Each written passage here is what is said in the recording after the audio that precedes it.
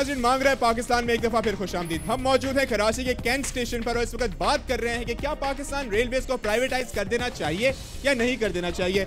सबसे पहले आवाम से वोट लेंगे। यहाँ पे कितने लोगों का मानना है कि पाकिस्तान रेलवेज को प्राइवेटाइज कर देना चाहिए? अपने हाथ खड़े करें please.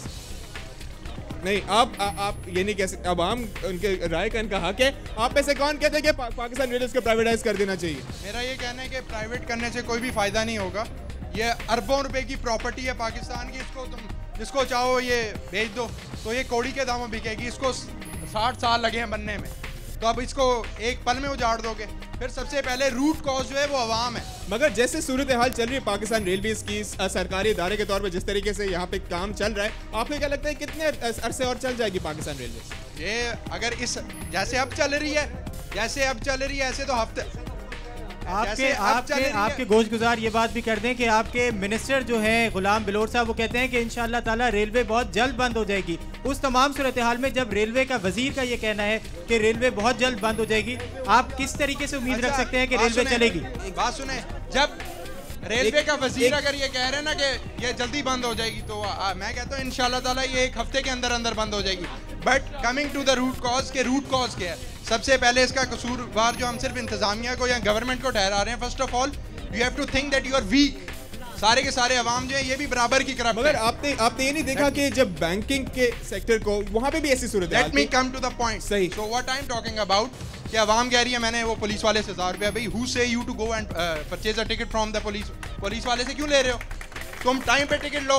If you want to इसमें सफर करना है तो मगर अगर उनको सही चैनल से टिकट मिल ही नहीं रहा और उनको सफर करना ही करना है तो फिर वो क्या करें? क्यों नहीं मिलता? सब कुछ मिलता है। फिर दूसरी बात एक और, फिर ये अगर ये इनको नहीं मिलता, अब बाज़ औक़ात ये होता है आप टिकट लेने चलें, 700 रुपये का टिकट है तो आपको वो जो वहाँ पे टिकट पे जो रिजर्व कर रहा होगा वो टिकट आपको देगा 750 का।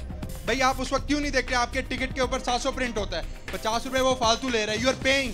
अगर वो करप्शन कर रहे हैं तो आप ही बराबर के शरीक। सर अगर आप पैसे दे रहे हैं, यहाँ पर एक शख्स मौजूद था, उसने मुझे बताया कि मैं 5 बंदों की फैमिली के साथ यहाँ पर मौजूद हूँ। 1100 रुपये अपने मुकर्ररा सफ़र से ज़्यादा उसने कीमत अदा की है, उसकी अपनी कीमत अदा की है, लेकिन उसके बावजूद वो इस ट्रेन के खातिर जो है ज़लीलो ख्वार हो रहे हैं। ना बिजली है, ना पानी है और ना ही ट्रेन टाइम पे चल रही है। 2 ट्रेनों को एक इंजन से खोल रहे हैं। आवाज़ क्यों नहीं बुलंद करते आप लोग? आज आपके मसाइल के हल के लिए हम यहाँ पर खड़े हैं। पाकिस्तान रेलवे की तरक्की के लिए मैं आपसे छोटा सा एक वाकया शेयर करूंगा, फिर मैं एंड करूंगा। मैं ईद पे आ रहा था तो यहाँ पे मैंने टिकट लिया, उसने मुझे टिकट दिया 600 रुपये का, जबकि वो टिकट जो था वो 550 का था। हर किसी को दिया जा रहा था। मैंने कहा यार what the hell is this? 550 ऊपर लिखा हुआ है, 600 का दे रहा है, हर किसी को दे रहा है। और सारे अवाम भी वैसी, अवाम कोई देख भी नहीं रहा उसकी तरफ। मैं फिर वहाँ से घूम के उनके सुपरवाइजर की तरफ गया। मैंने उसको कहा कि सर ये देखेंगे ये 550 का टिकट है, अब ये 600 रुपये का दे रहा है, हर किसी को दे रहा है। तो क्या किया उन्होंने वो उसको झंझोड़ा थोड़ा सा, कुछ उसकी भी अकल में कोई बात। रमज़ान में लोग अपने प्यारों से मिलने के लिए इतने दूर दराज का सफ़र कर रहे हैं और फिर उसको वो फालतू में पे कर रहे हैं। फिर क्या किया उसने? सबके पैसे रिफंड करवाए। रेलवे के महकमे को कौन झंझोड़ेगा? क्या यहाँ पर जितनी आवाम मौजूद है, आप सब बताइए, क्या आप रेलवे के महकमे को बेहतरी की तरफ ले जाने के लिए, झंझोड़ने के लिए तैयार है? बिल्कुल हम तैयार हैं। बस एक सोल्यूशन और मैं देना चाहूंगा। बाकी जो रही बात इसकी करप्शन की, 60 ईयर्स हो गए, अभी तक इसका कोई काम कंप्यूटराइज नहीं है। एवरीथिंग मैनुअली जा रहा है। जब तक आपके पास आपको लगता है जैसे कि अभी आपने कहा कि जो है ना इसको सरकारी महकमा ही रहने देना चाहिए, सरकारी महकमा ही रहना। मेरी बात खत्म हो गई। अगर ये सरकारी इसी तरीके से चलता रहता है, आपने आज तक तमाम सरकारी इदारों के हालात देखे, वहाँ पे कुछ भी कंप्यूटराइज नहीं है, सही है। और आपको क्या उम्मीद है कि अगले 10 साल में जहाँ पे आपका पड़ोसी मुल्क जो है ना, आपके पास 520 या 522 जो इंजन मौजूद है ना, वहाँ पे उससे 4 गुना ज़्यादा तादाद में इंजन मौजूद है और वो अपने इंजन खुद मैन्युफैक्चर करते हैं और वो सिर्फ अपने लोकल डिमांड को नहीं, बांग्लादेश की डिमांड को भी पूरा करते हैं। ठीक है, आपकी क्या सूरत, किस बेसिस पे आप कह रहे हैं कि जो है ना ये सरकारी इदारे के तौर पर ये प्रॉफिटेबल हो जाएगी और ये चलती रहेगी और जो तमाम जो सर्विसेज हैं वो बैनुल अक़वामी स्टैंडर्ड पे मुहैया की जाएंगी?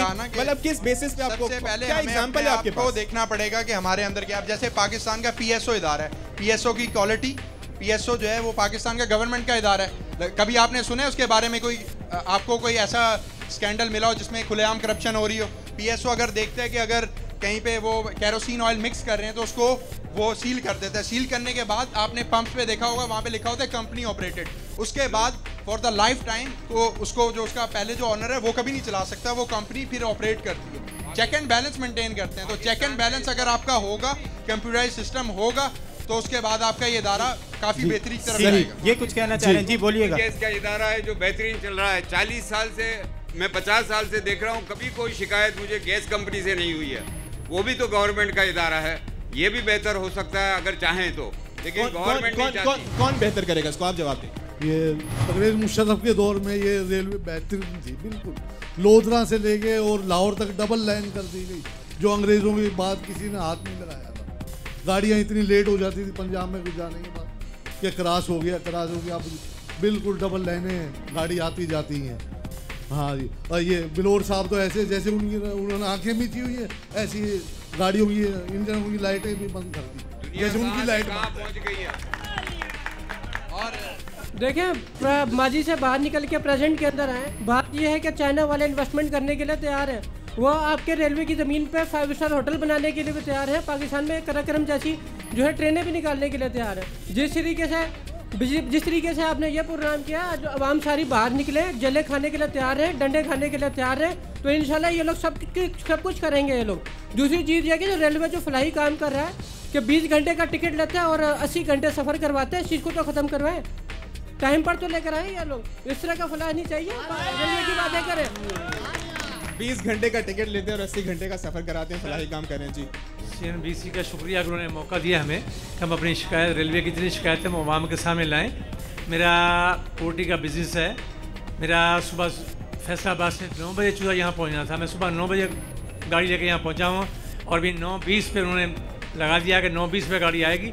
मुझे कोई तो नहीं कि मैं लाख रुपए का चूज़ा है कि मुझे वो सही सालम मिल जाएगा यहाँ से। सही, लिहाजा ये रेलवे को सोचना चाहिए कि जो आवाम के मसाइल हैं, अगर वो हमसे किराया पहले पेमेंट लेती है तो कम से कम हमारे मुश्किलात का तो अजाला करे, उनके माल का ख्याल करे कि लाइफ स्टाइल का माल अगर चूज़ा ही ख़राब होगा तो हम क्या बिजनेस करेंगे, किस तरह से?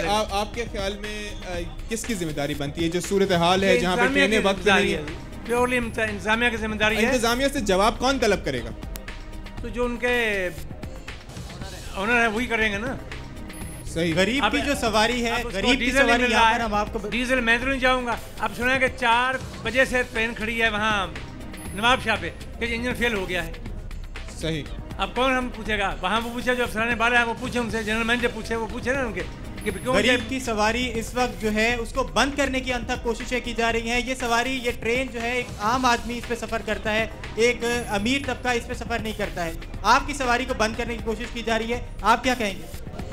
मैं तो ये कहूँगा कि ये बिलौर साहब हो, चाहे जो रेलवे इंतज़ामिया हो, और एक सुप्रीम कोर्ट के सतह पे जो एक सुप्रीम कोर्ट का जज होना चाहिए, एक कमेटी बननी चाहिए, क्योंकि असम्बली से और ये जितने भी वज़ीर हैं, चाहे वो कोई भी वज़ीर हो, इनसे तो हम कोई तवक्कुह नहीं रख सकते। क्योंकि अभी जो है ये 3 महीने से तो हम देख रहे हैं हालत जो रेलवे की जो बदतर होती जा रही है। आप ये देखें, बच्चे पड़े हुए हैं यहाँ पे, बूढ़े ख़वातीन, ये क्या हो रहा है? ये पाकिस्तान कायद-ए-आज़म ने ये पाकिस्तान बनाया था, इसलिए बनाया था। तो मैं ये कहना चाह रहा हूँ कि ये इसमें जो है सुप्रीम कोर्ट का बाकायदा एक जज होना चाहिए।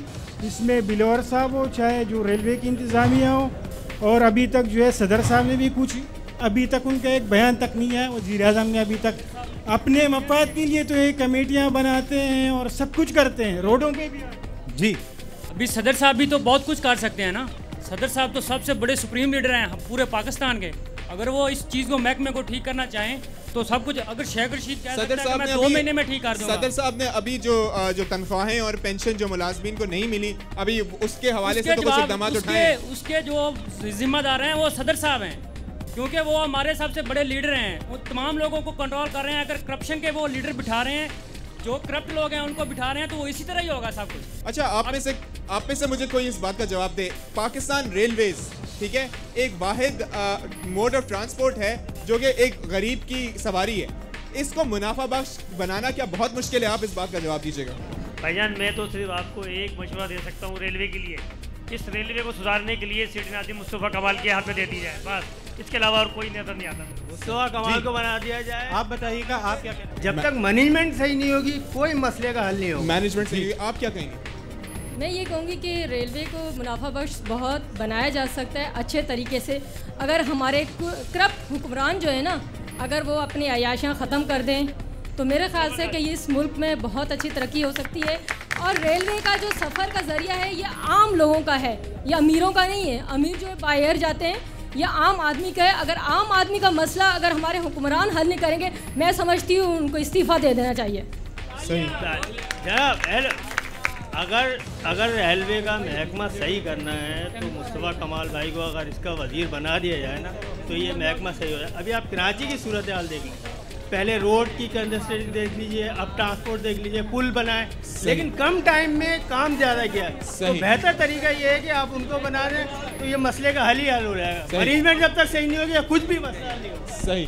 दूसरा आप बताइएगा कि पाकिस्तान रेलवे ज़बू आली का शिकार है, किस तरीके से क्या स्टेप्स लेने चाहिए कि इसको और बेहतर बनाया जा सके? इसके लिए मैं ये अर्ज़ करूँगा कि बशीर बलोर साहब जो हैं हमारे मिनिस्टर हैं रेलवे के, उनकी जो ट्रांसपोर्ट है या तो वो बंद करनी पड़ेगी या फिर रेलवे बंद करनी पड़ेगी। वो अपने मुंह से कई मरतबा कह चुके हैं कि रेलवे अगर नहीं होगा तो हम मर नहीं जाएंगे।